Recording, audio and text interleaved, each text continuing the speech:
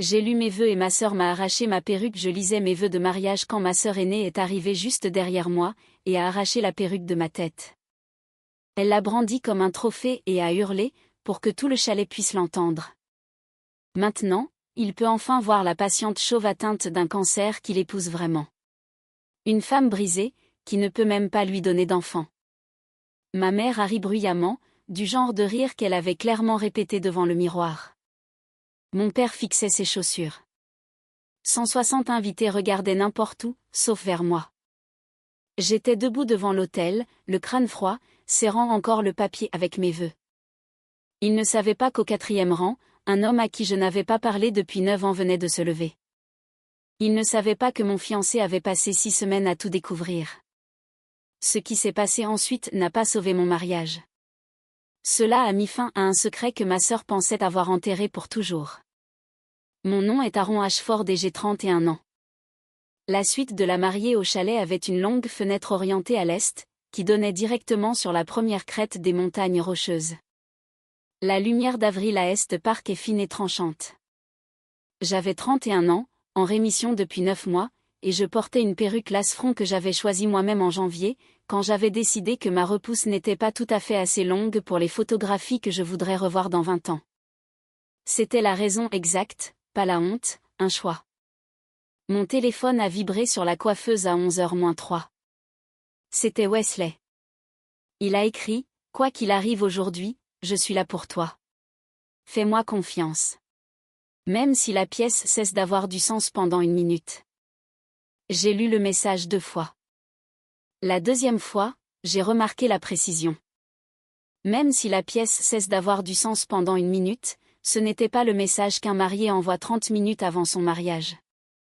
C'était le message que quelqu'un envoie quand il sait quelque chose. J'ai posé le téléphone face contre la coiffeuse. Je me suis dit qu'il était nerveux. J'ai ouvert le papier plié sur la coiffeuse. Mes vœux écrits à la main, long de 4 phrases. La dernière parlait de survie. Je les ai lus une fois, en silence, en remuant les lèvres. Quelqu'un a frappé. C'était l'heure. Mon père avait demandé à me conduire à l'hôtel. 2 soirs plus tôt, au dîner de répétition, Kenneth s'était éclairci la gorge et avait dit, « Aaron, j'aimerais te donner en mariage, si tu me le permets. » Je lui avais dit non, sans méchanceté. J'avais dit, « Je veux entrer tel que je suis. » Il l'avait accepté. Il acceptait toujours les choses. C'est ce que font les hommes silencieux. L'allée était en dalles de pierre, posée par celui qui avait construit le chalet en 1928. Des guirlandes lumineuses couraient sur toute sa longueur. Ma mère était assise au 1er rang, du côté gauche, vêtue de couleur champagne, ce qui est une nuance trop proche du blanc, et Judith le savait. Meredith était assise 2 rangs derrière elle, les cheveux lissés en arrière, dans une robe rose poudrée, pas une demoiselle d'honneur bien que je lui ai demandé de l'être. Trevor Sinclair, son mari, était assis au 3e rang à droite, seul au bout de sa rangée. Et au 4e rang, portant un costume gris ardoise que je ne reconnaissais pas, se trouvait un homme qui regardait ses genoux quand je suis passée. Je l'ai remarqué parce qu'il était la seule personne dans le chalet à ne pas me regarder. C'était étrange. J'ai classé l'information et j'ai continué à marcher. Je ne connaissais pas encore son nom. Je l'avais connu autrefois. L'officiant m'a laissé lire en premier. J'ai déplié le papier. Ma voix était stable. Je te promets les choses ordinaires. J'ai dit, que je me souviendrai que je t'ai choisi, quand il est plus facile de se disputer que d'être gentil. Que je te laisserai prendre soin de moi, quand j'en aurai besoin. Que je te laisserai faire le café, même les matins où je veux prouver que je peux tout faire seul. Une petite vague de chaleur a parcouru les invités. Les mains de Kenneth étaient jointes sur ses genoux. Les yeux de Judith étaient fixés au plafond. Et je promets de me souvenir que survivre n'est pas la même chose qu'être en vie. J'ai entendu des talons hauts sur les dalles de pierre derrière moi, s'approchant d'un pas régulier. Meredith. Le pas s'est arrêté à 1 mètre derrière moi. Il y a une manière particulière dont une main se tend vers les cheveux de quelqu'un d'autre quand elle a l'intention de tirer. Ce n'est pas doux. Ce n'est pas violent. C'est décidé. Les doigts de Meredith se sont enroulés autour de la base de ma perruque, à la nuque, là où le clip était ancré au peigne de coiffage, et elle a soulevé, droit vers le haut et en arrière, comme une femme qui ouvre un placard qu'elle a le droit d'ouvrir. La perruque s'est détachée proprement. Elle s'était entraînée. Elle l'a tenue au-dessus de sa tête. Son visage était rouge. Sa bouche était prête. Maintenant, il peut enfin voir la patiente chauve atteinte d'un cancer qui l'épouse vraiment. Elle a crié si fort que les poutres du chalet ont capté les mots et les ont projetés vers l'avant. Une femme brisée, qui ne peut même pas lui donner d'enfant. Les mots ont frappé l'air comme un objet physique. Quelque chose qu'on aurait pu voir tomber. Puis, Judith a ri. Ce n'était pas un rire nerveux. Ce n'était pas un rire surpris. C'était un rire avec des arêtes, parfaitement synchronisées, long de 3 temps, le genre de rire qu'une femme répète devant un miroir, comme une actrice répète un monologue. Je l'ai entendu reprendre son souffle après. Je l'ai entendu dire, du même ton qu'elle utilisait pour me demander si je voulais plus de purée à Thanksgiving, voyons voir s'il dit encore oui, je le veux. Kenneth fixait ses chaussures. Mon crâne était froid. Mes cheveux avaient repoussé de près de 8 centimètres en 9 mois, et il était toujours froid. Le papier avec mes vœux était encore dans ma main. Wesley n'a pas regardé Meredith. Wesley n'a pas regardé Judith. Wesley m'a regardé, moi. Puis, 3 personnes dans la pièce ont bougé en même temps. Au 4e rang, l'homme en costume gris ardoise s'est levé. Il n'a pas avancé. Il n'a pas parlé. Il s'est juste tenu debout. Trevor a posé son verre de champagne sans y avoir bu. Il ne s'est pas levé. Il l'a juste lâché. Wesley a fait un pas en avant vers l'officiant et a demandé, de la même voix qu'il utilisait sur une scène d'intervention quand il avait besoin qu'un inconnu lui fasse confiance, « Puis-je parler ?» L'officiant m'a regardé. J'ai hoché la tête. Je ne savais pas à quoi j'acquiesçais. Je ne le saurais pas avant 4 minutes. Wesley a pris le micro du pupitre de l'officiant. Il a dit, je dois dire 3 choses. Pour comprendre ce qui s'est passé à cet hôtel, il faut comprendre ce qui s'est passé à chaque table de cuisine avant cela. J'ai grandi dans une maison de plain-pied à Cherry Hills Village, une banlieue huppée au sud de Denver, au bout d'une impasse bordée d'épicéas bleus. Ma mère était infirmière avant d'être directrice des infirmières. Mon père était comptable et conservait toutes les déclarations de revenus de sa carrière dans un classeur dans le garage, classé par année, et par ordre alphabétique au sein de chaque année. Je me souviens du son de son crayon sur le journal quand il faisait le sudoku. Régulier, propre, jamais raturé. C'était un homme qui préférait un problème qui venait avec une clé de réponse. Ma sœur, Meredith, avait 3 ans de plus que moi. Elle était l'enfant qui ne dormait pas. Ma mère racontait souvent cette histoire, devant les invités, devant nous. Meredith n'a pas fait ses nuits avant l'âge de 2 ans. Aaron a fait ses nuits à 7 semaines. Aaron était la facile. Judith disait cela comme une autre femme aurait pu dire, Meredith a pris mon temps. Elle le pensait de la même manière. Sur la porte du frigo, maintenu par un aimant en forme de Colorado, se trouvait l'emploi du temps de Meredith. Ballet le mardi, tuteur de maths le mercredi, orchestre le vendredi. J'ai cherché mon nom sur ce frigo pendant la majeure partie de mon enfance. Il n'y était jamais. Quand j'ai demandé une fois, à 8 ou 9 ans, ma mère a dit, « Tu n'en as pas besoin, chérie. Tu es la chanceuse. » Pendant la majeure partie de mon enfance, je ne l'ai pas remarqué. Je l'ai remarqué à 11 ans. Meredith avait un tuteur de maths qui venait à la maison le mercredi pour $200 la séance. J'ai demandé à table si je pouvais avoir des leçons de piano. Judith m'a regardé comme elle regardait des restes de haricots verts. Meredith a besoin du tuteur. Elle a des difficultés. Tu es intelligente, Aaron. Pas besoin de payer pour toi. J'ai compris à ce moment-là. Bien que je n'ai pas eu les mots. Être facile n'était pas une vertu dans la maison de ma mère. Être facile était une forme de dette. On pouvait toujours te demander d'attendre, parce que tu étais celle qui le pouvait. C'était l'histoire de mes 10 années suivantes. Meredith avait besoin du voyage. Meredith avait besoin de la robe. Meredith avait besoin du thérapeute, du tuteur et de la nouvelle voiture quand elle est entrée à l'université de son choix. J'ai eu une berline d'occasion et une étreinte qui ressemblait à un reçu. À 17 ans, je la croyais. Je croyais vraiment que j'étais la chanceuse. C'est la forme la plus efficace de manipulation psychologique. Celle où l'enfant fait le travail pour vous. Mon père n'était pas cruel. Il n'était pas faible. Il était tactique. Quand j'avais 14 ans, j'étais dans la cuisine en train de remplir ma bouteille d'eau quand je l'ai entendu au téléphone dans le couloir, parlant à son frère en Ohio. Je ne sais pas ce que mon oncle avait dit. Mais mon père a répondu d'une voix qu'il n'utilisait pas devant ma mère. C'est plus facile de ne pas la corriger quand elle a pris sa décision. Ça évite la dispute pour plus tard.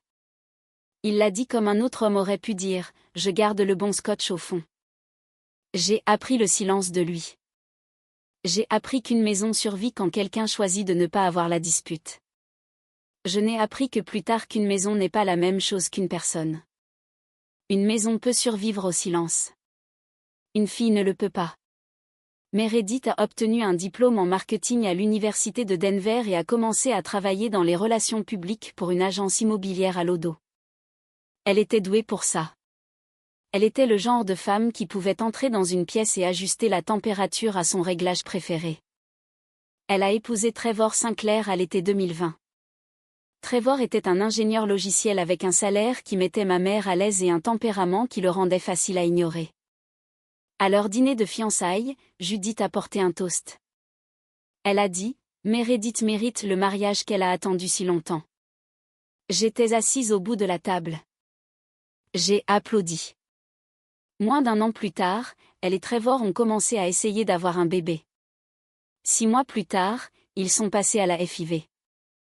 Quelque part là-dedans, je n'ai pas vu le moment exact, Meredith a commencé à me suivre. Pas littéralement, pas avec une application, mais avec un petit carnet de griefs que j'ignorais qu'elle tenait. Tout le monde croyait qu'elle serait mère un jour. Trevor le croyait. Judith le croyait. Meredith le croyait comme si la croyance était une obligation familiale. Je suis allée au campus médical en chute de l'Université du Colorado à Aurora pour obtenir un baccalauréat en sciences infirmières. Je travaillais à temps partiel dans une clinique gratuite qui servait les femmes confrontées à des grossesses non planifiées. C'était le choix que j'ai fait à 19 ans, et je le maintiens encore. Certaines de mes patientes me remerciaient, certaines pleuraient sur le parking. Certaines riaient une fois leur décision prise, et je les revoyais le mois suivant avec un café dans une main et un plan dans l'autre. En août 2015, j'ai rencontré un homme à la bibliothèque médicale. Il portait un manuel d'anatomie de la taille d'un petit chien et cherchait une prise électrique. Il a demandé s'il pouvait s'asseoir à ma table. Il m'a dit qu'il s'appelait Owen Beckett. Il commençait sa première année de médecine. Je commençais ma 3e année d'infirmière. Nous sommes sortis ensemble pendant 8 mois. Il était, comme le sont les gens à cet âge, la première personne que j'ai jamais aimée. En mars 2016, à 22 ans, j'ai découvert que j'étais enceinte. Je l'ai dit à 2 personnes. Ma mère, parce que j'avais peur d'elle. Ma sœur, parce que je lui faisais confiance. J'avais 4 heures avant mon service. Entre mars 2016 et mai 2024, beaucoup de choses se sont passées. J'ai terminé mon baccalauréat. J'ai commencé comme infirmière en salle d'accouchement au Front Range Regional Medical Center à Denver, mettant au monde entre 3 et 5 bébés par service, tenant la main de femmes qui pensaient mourir et ne mouraient pas, apprenant à dire 2 phrases dans le bon ordre au bon moment. Je ne suis pas sortie sérieusement avec quelqu'un pendant 6 ans. Je me disais que j'étais occupée. En fait, je me punissais. Je ne parlais pas d'Owen, ni à mes amis, ni au thérapeute, ni à moi-même. Je me racontais l'histoire qu'il m'avait quittée sans un mot. Et je suis restée fidèle à cette histoire comme un soldat reste fidèle à un pays qui est déjà tombé. Début mai 2024, j'ai trouvé une grosseur. J'avais 30 ans. C'était un dimanche matin. J'avais fait un auto-examen de routine parce que je fais des auto-examens de routine. C'est la première chose qu'on vous apprend en tant qu'infirmière. Connaître son état de référence. La grosseur était dans le cadran supérieur externe de mon sein gauche. Elle était petite et ne bougeait pas. J'ai appelé ma mère avant d'appeler mon médecin. Je ne sais pas pourquoi. Je ne l'avais pas appelée pour une chose liée à l'hôpital depuis 8 ans. J'ai dit, j'ai trouvé quelque chose. Je vais le faire vérifier. Elle a dit, ce n'est probablement rien. Tu as toujours été dramatique. J'ai noté ces mots dans l'application notes de mon téléphone, exactement comme elle les avait prononcés, et j'ai daté la note. Je ne sais pas pourquoi j'ai fait ça non plus. Je le sais maintenant. Une semaine plus tard, ma mammographie est revenue à normale. Le docteur Amelia Winters avait 50 ans, et elle avait un accent du Colorado que je pouvais dire avoir été délibérément adouci au cours d'une carrière. Elle était assise en face de moi dans une petite salle de consultation avec un diagramme du sein sur le mur derrière elle. Stade 2, a-t-elle dit. Tumeur de 2,3 cm, un ganglion lymphatique positif. Le plan était de 6 cycles de chimiothérapie ACT, une tumorectomie, et 6 semaines de radiothérapie. Vous êtes jeune, a-t-elle dit. Votre pronostic est bon, mais cette année va vous mettre à l'épreuve. J'ai appelé Meredith, pas Judith. Je ne sais pas pourquoi. Je me suis assise dans ma voiture dans le parking et j'ai dit, j'ai un cancer du sein, stade 2. Meredith est restée silencieuse pendant 4 secondes. Puis elle a dit, au moins, tu es assez jeune pour que si c'est agressif, ce soit rapide. Elle voulait que ce soit un réconfort. Je l'ai remerciée et j'ai raccroché. Meredith est venue à mon appartement le lendemain avec une caisse d'eau de coco et une carte. Judith n'est pas venue. Elle a appelé 4 de ses amis de son étude biblique avant de m'appeler. Quand elle m'a appelé à 7 heures ce soir-là, elle a dit, Meredith est très fragile en ce moment, Aaron. Elle vient de commencer le cycle 3. Elle ne peut vraiment pas supporter le cancer de ma fille cette semaine. C'était la phrase. C'était la phrase exacte. Ma fille. Pas le cancer de ma fille. Juste ma fille. Kenneth est venu ce samedi-là avec un livre de Sudoku. Il l'a posé sur mon comptoir de cuisine. Il a dit, je suis désolé, chérie. Je ne sais pas quoi faire. Il l'a dit comme s'il s'excusait de ne pas connaître la réponse à un Sudoku. Il est resté 40 minutes. Il m'a demandé si j'avais besoin de quelque chose du magasin. J'ai dit non. Il est rentré chez lui. Je me suis assise à ma table de cuisine et j'ai compris, avec la même clarté que j'avais comprise la biologie à l'école d'infirmière, que personne dans ma famille ne serait à mes côtés cette année. C'est un genre de solitude qui a sa propre texture. La chimiothérapie a commencé en juin. 6 cycles d'ACT, espacés jusqu'en novembre. Mes cheveux sont tombés à la 4e semaine. Ils sont tombés vite, sous la douche, d'une manière à laquelle on ne peut pas se préparer. J'ai regardé ce qui restait. J'ai appelé une collègue du travail. Elle s'appelait Kai Morgan. Elle avait 26 ans alors, une infirmière en salle d'accouchement que j'avais formée pendant son année d'orientation. Elle est venue à mon appartement avec une tondeuse électrique qu'elle avait achetée chez Walgreen en chemin. Elle n'a pas dit un mot pendant la première minute. Elle l'a juste branchée. Elle m'a assise sur une chaise de cuisine. Elle a commencé par le sommet du crâne. J'ai fermé les yeux. Aucune de nous n'a parlé pendant 4 minutes. Quand elle a eu fini, elle a essuyé mon crâne avec un gant de toilette chaud et a dit, « Tu sais que ta sœur n'est pas vraiment enceinte, n'est-ce pas ?» J'ai ouvert les yeux. Elle regardait l'Instagram de ma mère par-dessus mon épaule. Meredith avait posté une photo d'elle en maillot de bain, tenant son bas-ventre d'une main, avec la légende, cycle 3, je manifeste. Ma mère l'avait reposté. Kai a dit, c'est une injection de stimulation qu'elle tient, chérie. C'est sa phase de préparation. Elle n'est pas enceinte. Elle fait de la publicité. Je n'ai rien dit. Kai n'a pas insisté. Elle a balayé le sol et est partie. La chirurgie a eu lieu en décembre. La radiothérapie a duré de janvier à février 2025. En juillet, le docteur Winters m'a appelé dans son bureau et m'a dit que j'étais en rémission. Puis reniflement, elle a dit autre chose. Elle a dit, Aaron, votre fertilité. Vous êtes jeune. Vos reniflements ovaires ont bien répondu à la suppression ovarienne pendant la chimio. Mon estimation conservatrice, et je suis conservatrice, est que vous avez 55% de chances de conception naturelle si vous attendez 2 ans. Je l'ai regardée fixement. Elle a dit, c'est un vrai chiffre. Ne laissez personne vous dire le contraire. Je ne l'ai pas dit à ma famille. Je ne l'ai pas dit à ma sœur. Je ne l'ai pas dit à ma mère. Je ne l'ai pas mis dans le groupe de discussion. Je savais déjà ce qu'ils en feraient. Le même après-midi, en sortant du bâtiment, j'ai croisé un pompier qui portait un enfant de 2 ans avec une brûlure par ébouillantage. Son nom était Wesley Kensington.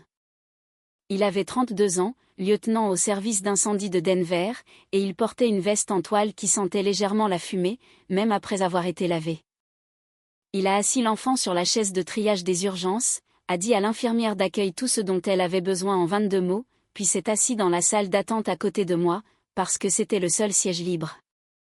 Je portais un foulard sur la tête. Il ne l'a pas regardé. Il m'a regardé et a dit, « Vous avez l'air d'attendre une mauvaise nouvelle qui est déjà arrivée. » J'ai ri. Ça m'a surprise. Je n'avais pas ri dans une pièce comme ça depuis 1 an et demi. Il m'a offert la moitié d'un paquet de biscuits au gingembre de la poche de sa veste. Il a dit que son service avait commencé à 6 heures ce matin-là et qu'il n'avait pas mangé. Il a demandé ce que je faisais. Je lui ai dit que je mettais des bébés au monde pour vivre. Il a hoché la tête comme si c'était une chose normale à entendre et a dit, « C'est le contraire de ce que je fais. » J'ai dit, « Pas vraiment. Parfois, je les attrape de la mauvaise manière. » Il a dit, « Ouais, pareil. » Il a demandé mon numéro. Je le lui ai donné. Wesley a appris que j'avais le cancer au 2e rendez-vous. Je le lui ai dit dans un dîner à Capil, devant des pancakes à 11 heures du soir. Je n'ai pas adouci les choses. J'ai dit, tu devrais savoir. Si tu veux un 2e rendez-vous après ça, autant le régler tout de suite. Il a posé sa fourchette. Il a dit, je connais 4 familles dont les enfants ont aussi le cancer. Je fais du bénévolat avec eux. Je sais à quoi ça ressemble. Je ne vais nulle part, mais si tu as besoin que je parte, dis-le-moi maintenant. Je ne lui ai pas dit de partir. Au cours des 4 mois suivants, pendant que je terminais la radiothérapie et que je recommençais à travailler à temps partiel, Wesley a appris à préparer 4 choses qui ne me donnaient pas la nausée. Bouillon d'os, quinoa en vrac, purée de pommes de terre avec juste un peu de beurre, yaourt grec avec une goutte de miel. Il tenait une note sur son téléphone avec ce qui fonctionnait selon les semaines. Je l'ai trouvée une fois, des mois plus tard. Elle était intitulée « Nourriture qu'elle peut garder ». Je ne lui ai pas dit que je l'avais vue. Il a rencontré ma famille le 4 juillet, lors du barbecue dans le jardin de Meredith et Trevor. Ma sœur l'a pris à part près de la table de billard, 1 heure après le début de la soirée. Je ne pouvais pas entendre ce qu'elle disait. J'observais depuis la fenêtre de la cuisine, avec ma mère qui faisait semblant d'arranger des serviettes. Plus tard dans la nuit, en rentrant à la maison, Wesley a dit, « Ta sœur m'a dit quelque chose. » J'ai attendu. Il a dit, « Elle m'a dit que tu ne pouvais pas avoir d'enfant. Elle a dit que la chimio avait tout pris. Elle a dit que je devrais y penser avant de trop m'investir. » Je n'ai pas répondu. Je ne lui avais pas parlé des 55%. Je ne l'avais dit à personne. Il a dit, « Je ne demande rien. Je te dis juste ce qu'elle a dit. » J'ai regardé par la fenêtre. J'ai dit, « Merci. » Il a dit, « Je l'ai noté, la date et la phrase.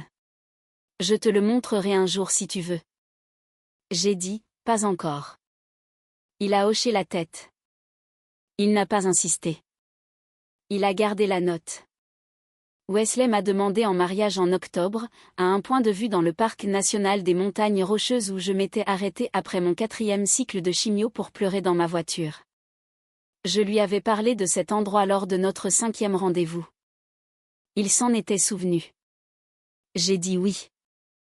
Nous avons fixé la date au 25 avril, 1 an complet après la rémission. Nous avons choisi Est Park parce que c'était à 30 minutes de ce point de vue. Cette semaine-là, Meredith a envoyé cet email à l'organisatrice de mariage. J'ai reçu des copies de 3 d'entre eux. En décembre 2025, le 5e cycle de FIV de Meredith a échoué. C'était le dernier que l'assurance de Trevor couvrirait. Tout ce qui suivrait coûterait $22 000 de leur poche par cycle.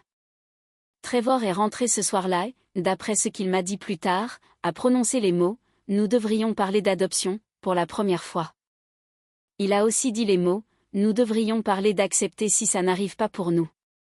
Meredith a refusé les 2 conversations. De décembre à février, son attention sur mon mariage a changé d'une manière que j'ai remarquée mais que je ne pouvais pas nommer. Le 6 février, elle avait passé une commande sur Amazon. Je n'ai connu l'arc complet de l'histoire de la FIV de ma sœur que plus tard.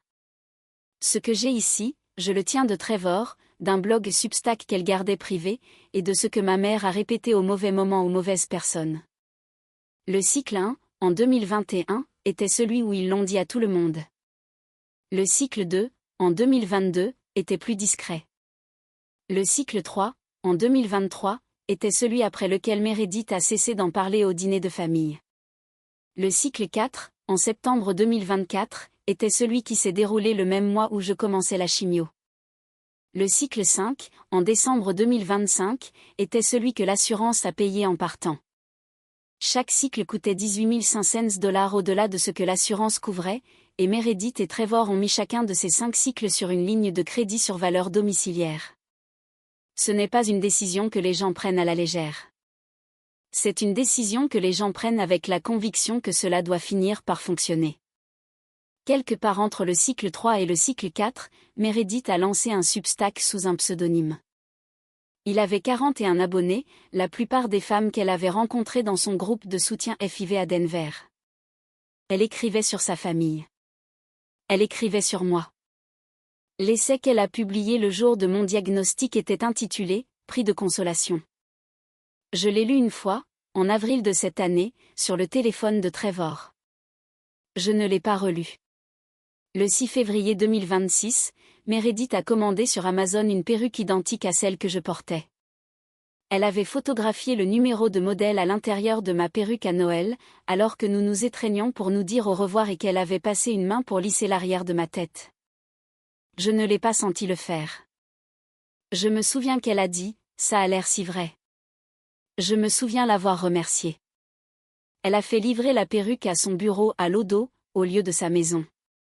Trevor avait commencé à ouvrir le courrier 3 semaines plus tôt. La perruque est arrivée le 9 février. Meredith la gardait sur une tête en polystyrène sur la coiffeuse de sa chambre principale. Chaque soir, du 9 février au 24 avril, pendant 30 minutes, elle s'entraînait à saisir et à soulever. Trevor l'a vu le faire 2 fois. Il n'a pas compris. De février à mars, Meredith a passé des appels téléphoniques. Elle a appelé Judith. Elle a appelé notre tante Barbara. Elle a appelé 3 femmes de l'église de Judith. Elle les a appelées dans un ordre spécifique. Celles qui répéteraient les choses en premier. Elle leur a dit, avec des variations, Aaron s'accroche à Wesley en cachant des choses. Il ne sait pas qu'elle ne peut pas lui donner d'enfant. Quand il le découvrira, il partira. Mieux vaut qu'il le découvre avant le mariage qu'après. Elle a dit lors d'un appel que j'ai entendu plus tard, il mérite de voir la vraie toi, n'est-ce pas? Elle a dit le mot « vrai », comme si c'était un fait qu'elle avait le droit de déterminer. Début avril, Trevor a trouvé son Substack. Il cherchait un reçu sur son ordinateur portable pour une dépense ménagère. Son navigateur était ouvert. L'onglet était déjà chargé. Le titre du dernier article était « La correction ». 25 avril. Il l'a lu. Il ne l'a pas confronté. Il a fermé l'ordinateur portable. Il est allé à la cuisine. Il a bu un verre d'eau. Il a appelé Wesley. Les 2 dernières semaines avant le mariage, Meredith a répété son rire devant le miroir de la coiffeuse. Trevor l'a surprise en train de le faire un soir en revenant chercher son téléphone. Elle a dit, sans se retourner, il faut que ça ait l'air naturel. Il n'a rien dit. Il est retourné en bas. Cette nuit-là, il a déplacé son oreiller dans la chambre d'amis. 3 jours avant le mariage, Trevor a envoyé un texto à Wesley. Le texto disait « J'ai besoin de te parler avant samedi ». Wesley a dit oui. 6 semaines avant le mariage, le 15 mars, je faisais quelque chose de tout à fait ordinaire dans un couloir tout à fait ordinaire. Il était 6h40 du matin, le début d'un service de 12 heures en salle d'accouchement. Je passais devant la salle de pause des médecins en allant chercher les médicaments. La porte de la salle de pause était entr'ouverte. Un homme se tenait devant la machine à café, tapant sur les boutons dans le mauvais ordre. Il était grand, avec une barbe courte, et portait la chemise à col bleu clair que les hôpitaux donnent à leurs médecins titulaires le premier jour. Il a dit sans se retourner « Comment ça marche, ce truc ?» J'ai dit « Appuyez sur le petit bouton avant le gros bouton. » C'est ce que les 3 dernières formations que j'ai suivies ont dit aussi. L'humain avant l'institution. Il s'est retourné. Je me suis arrêté dans l'embrasure de la porte. Owen Beckett avait 32 ans. Il avait bien vieilli. Il avait un badge sur son revers qui disait « Owen Beckett, MD, GYNOBS ». Il m'a regardé. Il a regardé ma tenue. Il a regardé mon badge nominatif. Il a de nouveau regardé mon visage. Il a dit « Aaron, je ne savais pas que tu travaillais ici. » J'ai dit « Je travaille ici depuis 6 ans. » Il a dit « Je viens de commencer lundi. » Il y a eu un silence. Ce n'était pas un silence hostile. C'était le silence de 2 personnes qui avaient connu quelque chose et qui réalisaient toutes les 2 ce que cela signifiait. Il a dit « Tu as 1 minute pour un café à midi ?» J'ai dit « Pas vraiment. » Il a dit « Je sais, mais pourrais-tu en trouver une quand même ?» J'ai dit « Oui. » À midi, à la cafétéria, à une table près de la fenêtre, devant un plateau de soupe que je n'ai pas touché et un sandwich qu'il n'a pas ouvert, Owen a prononcé la phrase qu'il portait depuis 9 ans. Il a dit « Je me suis longtemps demandé pourquoi tu ne m'as jamais rappelé ce matin-là. » J'ai dit « Quel matin ?» Il a dit « Le matin à la clinique d'Aurora. Je t'ai appelé 6 fois. Je t'ai dit que je voulais le bébé. Tu n'as jamais répondu. J'ai posé ma fourchette. Elle était en plastique. Elle n'a fait aucun bruit.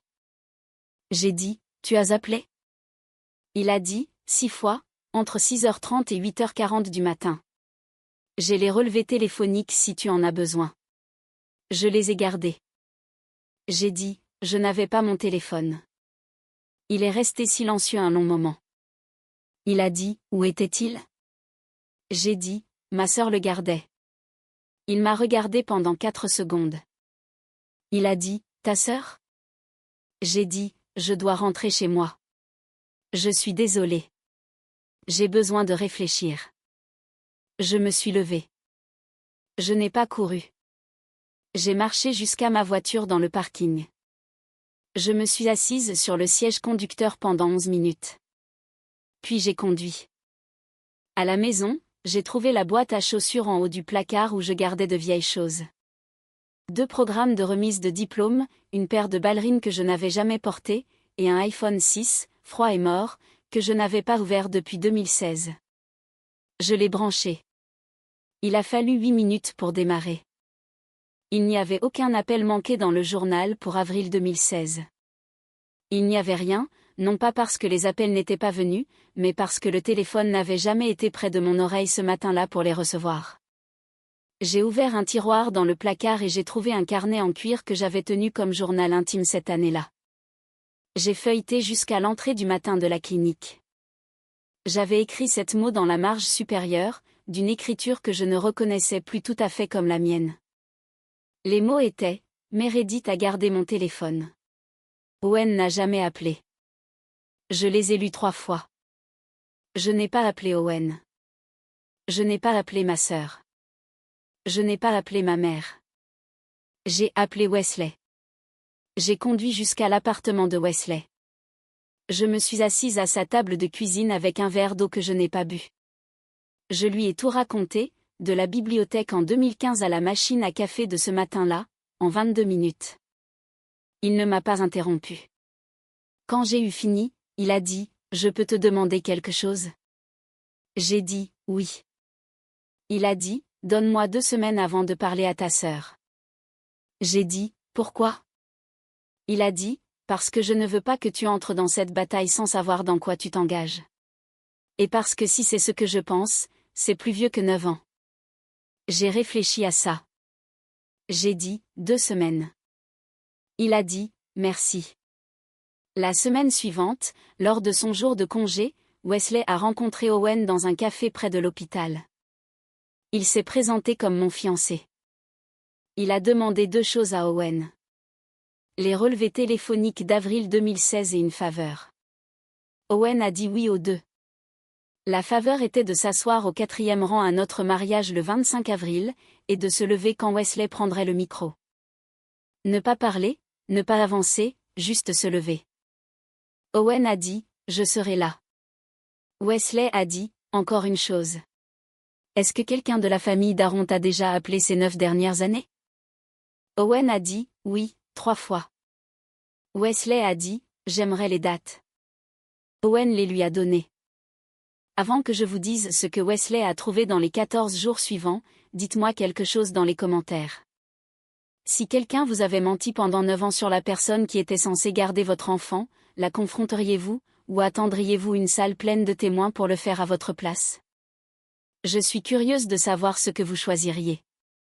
Wesley disait, quand il étudiait pour son examen de lieutenant, que la différence entre un petit incendie et un grand n'était presque jamais le feu. C'était la 2e minute. Ce que la première personne faisait dans la 2e minute. Il a traité ma sœur comme il traiterait une maison qui brûlait déjà tranquillement depuis des années. Les 3 dates qu'Owen a données à Wesley racontaient une histoire à elles seules. Le premier appel était arrivé le 12 septembre 2019, un jeudi. Owen venait de coécrire son premier article publié dans une revue de résidence. Son nom était sur Internet, à côté de son hôpital et de sa ville, pour la première fois depuis l'école de médecine. 6 jours plus tard, l'appel est arrivé à son bureau. Une femme qui s'est identifiée comme la sœur d'Aaron avait demandé s'il se posait parfois des questions sur Aaron. Elle n'avait pas laissé son nom. Il n'y avait pas repensé. Le 2e appel était arrivé le 3 juin 2021, 4 jours après le 2e échec de FIV de Meredith. Wesley a fait correspondre cette date avec celle que Trevor lui a donnée plus tard. Le 3e appel était arrivé le 27 mai 2024. 3 jours après mon diagnostic. 3 jours. Wesley a écrit les 3 dates sur une feuille de papier jaune. Il les a regardées longuement. Puis il a appelé Kai. Kai a accepté de rencontrer Wesley dans un dîner sur East Colfax le lendemain après-midi. Il ne lui a pas dit sur quoi il enquêtait. Il lui a posé une question de 3 manières différentes. Meredith était-elle déjà venue sur l'unité quand je n'étais pas là? Kai y a réfléchi. Elle a dit oui, 2 fois. Une fois, la semaine précédente, elle était passée devant Meredith qui se tenait devant les plaques nominatives des médecins, tenant son téléphone. Kai lui avait demandé ce qu'elle faisait. Meredith avait dit, je montre juste à ma tante les médecins avec qui Aaron travaille. Elle était curieuse.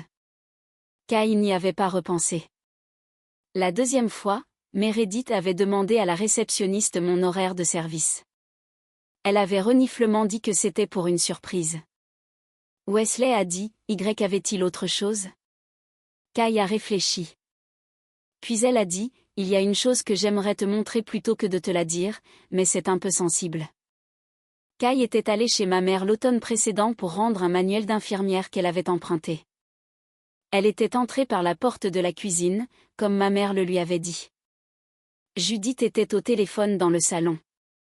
Kai avait d'abord entendu la voix de ma mère, puis la voix de Meredith sur haut-parleur. Kai reniflement s'était figé dans l'entrée. Elle avait entendu Meredith dire, d'une voix que Kai pouvait imaginer même à travers le téléphone, « Il mérite de voir la vraie toi, n'est-ce pas ?» Elle avait entendu ma mère rire. Ça avait duré 3 temps. Ça s'était terminé par un petit souffle. Kai avait fait demi-tour et était partie. Elle n'avait pas rendu le livre. Elle avait, sans y penser à l'époque, enregistré une note vocale sur son Apple Watch. Elle l'utilisait pour les notes de service, et elle avait oublié de l'arrêter après son dernier patient. Le clip durait 22 secondes. Elle l'avait sauvegardé. Elle l'a fait écouter à Wesley. Il a écouté 3 fois. Il a dit, puis-je en garder une copie? Elle a dit, oui. Le mercredi, 3 jours avant le mariage, Trevor m'a demandé de le rencontrer dans un café sur Fédéral, loin de tous les endroits où j'allais. Il s'est assis en face de moi. Il a posé son téléphone, face cachée, entre nous. Il a dit, quoi que ta sœur fasse samedi, s'il te plaît, crois-moi, je ne savais pas qu'elle allait le faire. Mais je sais qu'elle va faire quelque chose, et j'ai déjà dit à ton fiancé ce que je sais. Il s'est levé. Il a dit, je suis désolé, Aaron. Je suis désolé depuis longtemps. Il est parti en voiture. Je l'ai regardé quitter le parking. Le lendemain, il a rencontré Wesley dans un autre café et lui a livré 3 choses. Une facture Amazon imprimée du 6 février pour une perruque identique à la mienne. 2 photos qu'il avait prises avec son téléphone, sans que Meredith le sache, d'elle s'entraînant à arracher cette perruque d'une tête en polystyrène devant le miroir de leur chambre. Une copie imprimée du haut de son article Substack intitulé « La correction ». 25 avril. Wesley a posé une question. Il a dit « Pourquoi maintenant ?»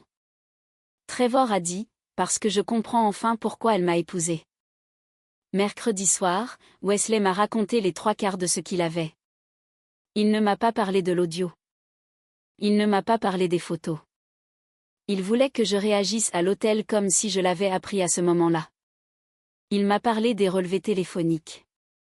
Il m'a parlé du reçu Amazon. Il m'a parlé des 3 dates où Meredith avait appelé le bureau d'Owen. Je suis restée assise sur son canapé pendant 8 minutes, les mains sur mes genoux. J'ai dit, si elle fait quelque chose publiquement, tu as ma permission de prendre le micro. Il a dit, et si elle ne le fait pas? J'ai dit, alors on se marie et je ne la revois plus jamais. Il a dit, d'accord. Cette nuit-là, il a envoyé par email à Owen le plan de table. Il a écrit, 4e rang depuis le devant, côté couloir. Quand je prendrai le micro, lève-toi. Ne marche pas. Ne parle pas, lève-toi. Owen a répondu 12 minutes plus tard avec 2 mots. Je serai là. Wesley a pris le micro du pupitre de l'officiant. Il n'a pas regardé Meredith.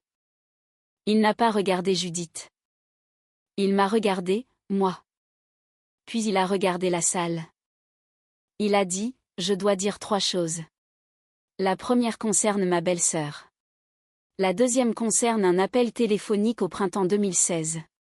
La troisième concerne ma femme. La salle ne s'est pas calmée. Elle s'est comprimée. Le rire de Judith, qui était sur le point de sortir de sa bouche depuis 3 secondes, s'est arrêté net et y est resté. À moitié fait.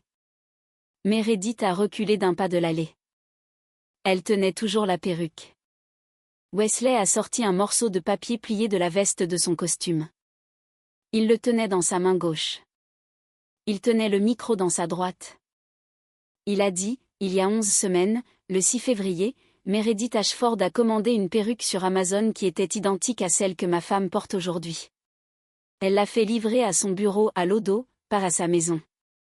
Elle a ensuite passé 30 minutes par nuit, pendant les 6 semaines suivantes, à s'entraîner à arracher cette perruque d'une tête de mannequin. Il a levé le téléphone. Il a dit, son mari a pris 2 photos. J'aimerais les montrer à la salle. Il a tourné le téléphone et l'a montré aux 3 premiers rangs. La photo était claire. Meredith dans le miroir de sa salle de bain principale, dans un peignoir en soie beige, une main à la base d'une perruque ajustée sur une tête en polystyrène. Une deuxième photo, la perruque levée au-dessus de sa tête, son autre main s'élevant pour l'attraper, dans le mouvement exact qu'elle avait exécuté sur mes cheveux 3 minutes plus tôt. Le visage de Meredith a pris la couleur des dalles de pierre sous ses pieds. Wesley a posé le téléphone sur le pupitre de l'officiant. Il a dit, ce que vous venez de voir à cet hôtel n'était pas une réaction. C'était une répétition. Trevor s'est levé au 3e rang, du côté droit. Il n'a pas bougé. Il n'a pas parlé. Il s'est juste tenu debout. Wesley a dit, la deuxième chose concerne un appel téléphonique, ou 6 appels téléphoniques. Il a déplié le morceau de papier. C'était le relevé d'appel imprimé de Verizon, daté du 21 avril 2016. Il a dit, en avril 2016, quand ma femme avait 22 ans, elle est allée à une clinique à Aurora. Elle était enceinte. Sa sœur l'a conduite. Sa sœur a gardé son téléphone dans son sac à main. Le père de l'enfant l'a appelé 6 fois entre 6h30 et 8h40 ce matin-là pour lui demander de garder le bébé. Elle n'a jamais entendu le téléphone sonner. On lui a dit qu'il n'avait pas appelé. On lui a dit ça pendant 9 ans. Il a regardé Meredith. Il a dit, 9 ans.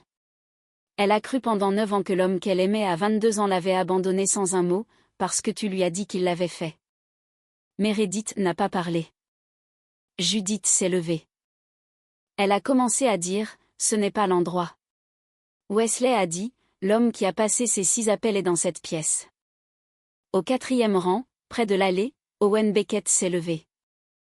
Il n'a pas marché. Il n'a pas parlé. Il s'est tenu debout.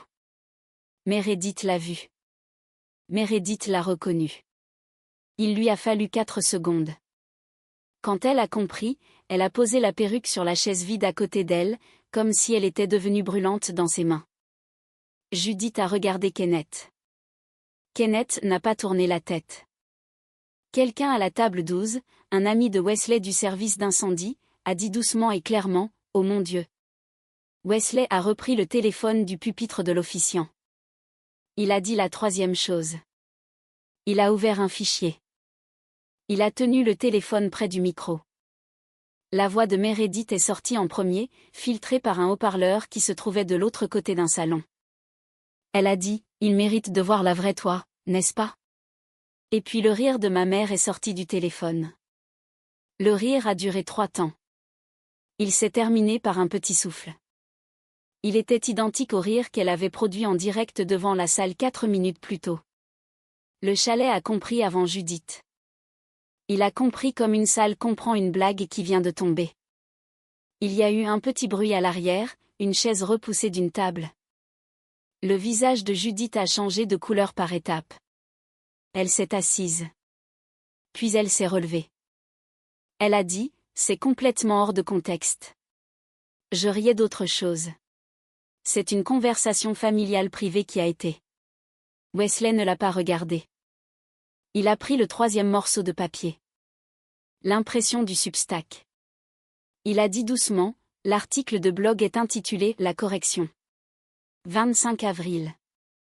La première ligne est, d'ici samedi soir, elle comprendra enfin ce qu'elle m'a pris. Il a posé le papier. Il a dit, tu as écrit ça. Tu l'as daté. Tu l'as publié en privé. Ton mari l'a trouvé il y a une semaine. Meredith a commencé à pleurer. Personne ne s'est approché d'elle. Wesley s'est tourné vers Meredith. Sa voix n'était pas forte. Il a dit, tu as dit à tout le monde dans cette pièce il y a 3 minutes que ma femme ne peut pas me donner d'enfant. Ce n'est pas un fait à son sujet. C'est un fait à ton sujet. Trevor a fait un pas en avant depuis sa rangée. Il a dit, assez fort pour que 2 tables l'entendent, 5 cycles, 5 échecs.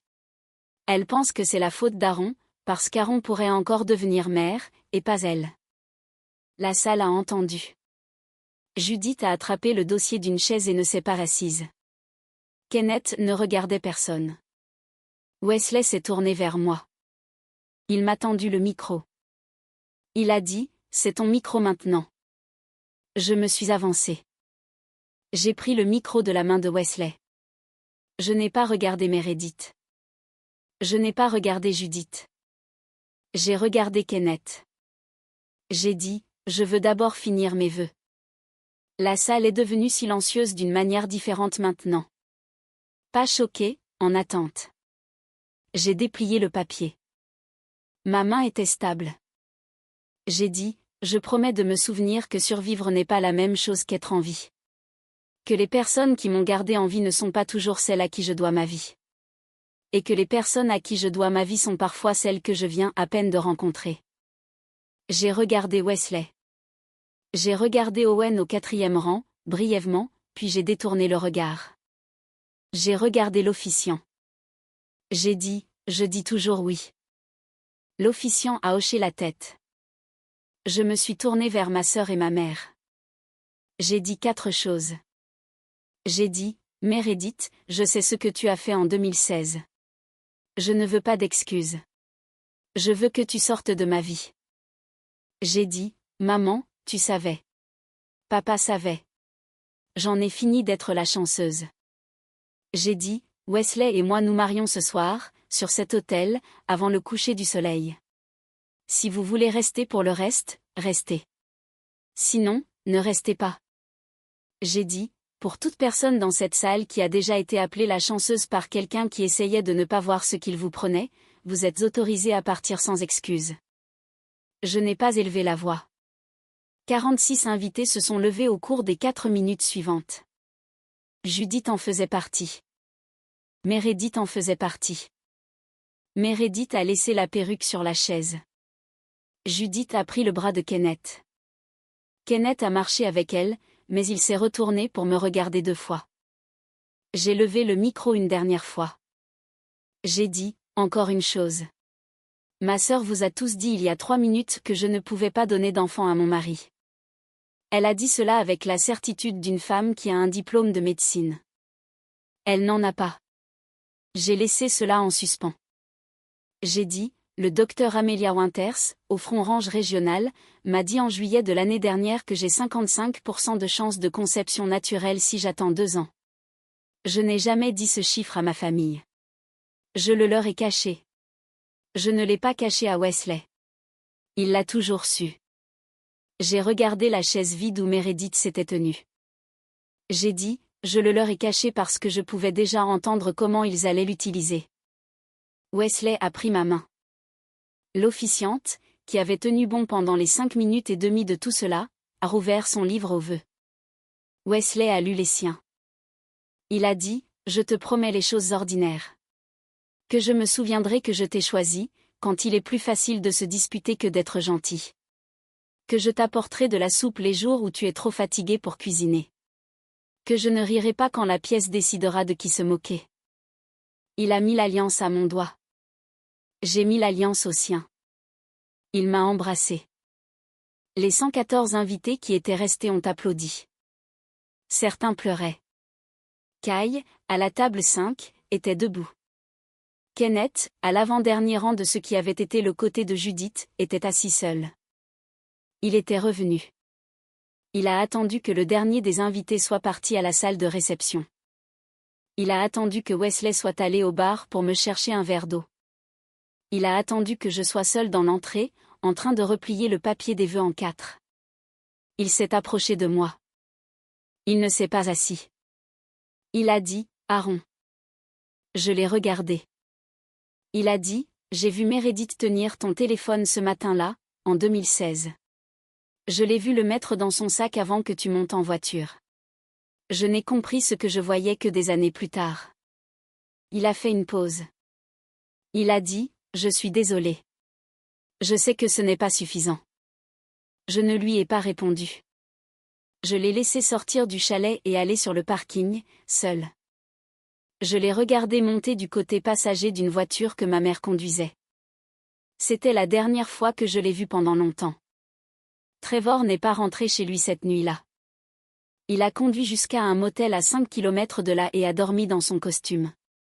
Le lundi matin à 7 heures, il a sorti de la maison qu'il avait partagée avec ma sœur son ordinateur portable, 2 valises et une boîte à chaussures de documents. Il a loué un studio au-dessus d'une laverie à Rhino. Le 5 mai, 10 jours après le mariage, une petite enveloppe matelassée est arrivée à ma porte. À l'intérieur se trouvait un dossier manille contenant les pages imprimées du Substack privé de ma sœur. Les 17 entrées. Il n'y avait pas de mots, sauf une ligne écrite au stylo à billes sur le devant du dossier. Tu as la dernière copie maintenant. J'ai fermé le compte. Trevor. J'ai mis le dossier dans un tiroir. Je ne l'ai pas ouvert.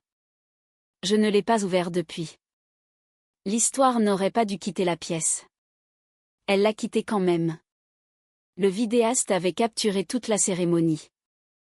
Il avait visionné les images cette nuit-là dans sa salle de montage, créé un lien privé, et le dimanche matin, nous l'avait envoyé, à Wesley et à moi, pour examen.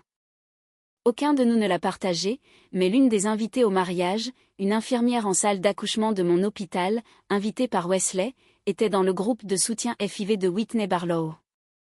Whitney était l'amie la plus proche de Meredith dans ce groupe.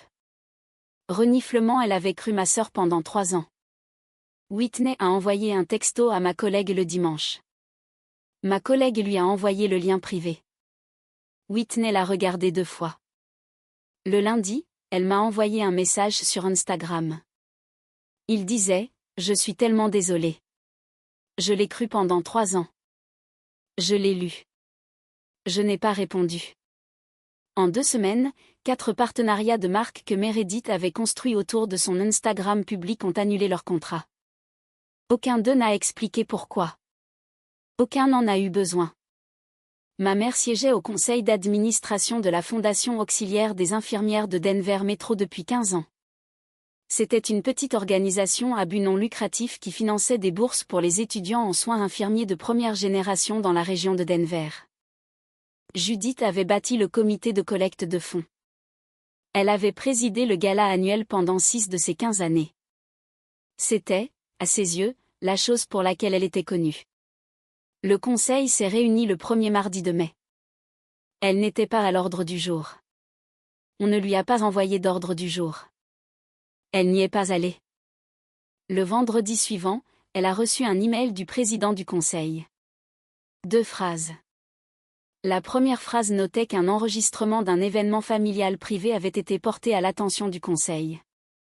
La deuxième phrase exprimait la décision du conseil que Judith devait démissionner avec effet immédiat.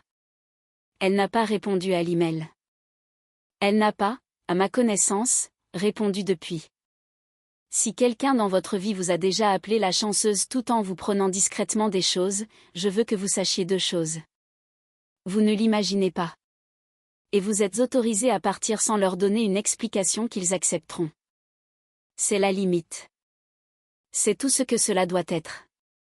La première semaine de mai, j'ai déposé une demande de transfert du Front Range régional au Sky Ridge Medical Center, 30 km au sud à Lone Tree. Le transfert signifiait une baisse de salaire de $6,200 par an. Cela signifiait un trajet plus long. Cela signifiait quitter une unité d'accouchement où j'avais noué des amitiés pendant 6 ans. Cela signifiait aussi ne pas partager une machine à café avec Owen Beckett. Ce n'était pas à propos de lui. C'était à propos de moi. J'avais besoin d'un étage où les murs ne se souvenaient pas des 6 dernières années de mon deuil. Sky Ridge a accepté le transfert. Mon premier service était le 2e lundi de mai. Le premier bébé que j'ai mis au monde était une fille. Sa mère l'a appelée Hope. Je n'ai pas dit à sa mère que j'avais passé 5 ans à ne pas m'autoriser à espérer quoi que ce soit. J'ai juste tenu le bébé, les nettoyé, et les posé sur la poitrine de sa mère. Owen m'a envoyé un email 2 semaines après le mariage. Il a écrit « J'espère que tu sais que je ne t'ai jamais blâmé. Je te souhaite une belle vie. » Je l'ai lu 2 fois. Je n'ai pas répondu. J'ai créé un dossier dans ma boîte de réception. Je l'ai nommé « Chloe ». J'y ai déplacé son email. Je n'ai pas parlé du dossier à Wesley avant un autre mois. Quand je l'ai fait, il a ri une fois, doucement, et a dit « Tu as toujours été meilleur que moi pour les fins. » J'ai dit « J'ai eu plus de pratique. » Le premier dimanche de mai, Wesley et moi nous sommes promenés dans le petit parc près de notre appartement à Sloan Lake. Mes cheveux, à 11 mois de repousse, étaient presque assez longs pour couvrir mes oreilles. J'avais laissé la perruque à la maison. Un garçon qui ne pouvait pas avoir plus de 3 ans est passé en courant à côté de moi sur le chemin. Il tenait un cornet de glace dans une main et un dinosaure en plastique dans l'autre. Il n'a pas tourné la tête. Il n'a pas levé les yeux. Il n'a pas regardé en arrière. J'ai arrêté de marcher. J'ai dit à Wesley, c'est la première fois en 1 an que personne ne me regarde à 2 fois. Wesley a dit, habitue-toi. Il y a des choses que les gens vous font qui laissent des marques. Et il y a des choses que les gens vous font qui laissent des formes. Ma sœur me laissant seule dans une clinique à Aurora sans mon téléphone n'était pas juste une marque. C'était une forme. Elle correspondait à la forme qu'elle avait essayé de me faire prendre pendant 9 ans, et qu'elle aurait continué à me faire prendre pendant 9 autres années si un homme nommé Wesley n'avait pas passé 6 semaines à poser des questions prudentes aux bonnes personnes. Et si un médecin nommé Owen n'était pas entré dans mon unité à la recherche d'une machine à café. Je ne déteste pas ma sœur. Je ne veux pas de vengeance. Je veux de la distance. Ma mère m'a appelée la chanceuse pendant 20 ans pour ne pas avoir à regarder ce qu'elle prenait. Mon père a vu ce qui se passait et n'a rien dit, pour des raisons qui n'étaient pas mauvaises, mais qui n'étaient pas non plus suffisantes. C'est aussi une forme. Je le pardonne de la manière dont on pardonne à une maison qui n'aurait pas pu vous contenir. On ne retourne pas à l'intérieur. Je me suis mariée avec Wesley le soir même où ma sœur m'a arraché une perruque de la tête. J'ai fini le vœu que j'avais commencé. J'ai dit 4 phrases à une salle dans laquelle j'avais essayé de me faire un foyer pendant 31 ans, et je lui ai dit de partir si elle en avait besoin. 46 personnes sont parties. 114 sont restées. Le premier dimanche de mai, dans un parc de Denver, un garçon de 3 ans est passé en courant à côté de moi sans regarder, parce qu'il n'y avait aucune raison pour qu'il regarde. C'est la chose la plus proche d'une fin heureuse que je sache écrire. C'est suffisant.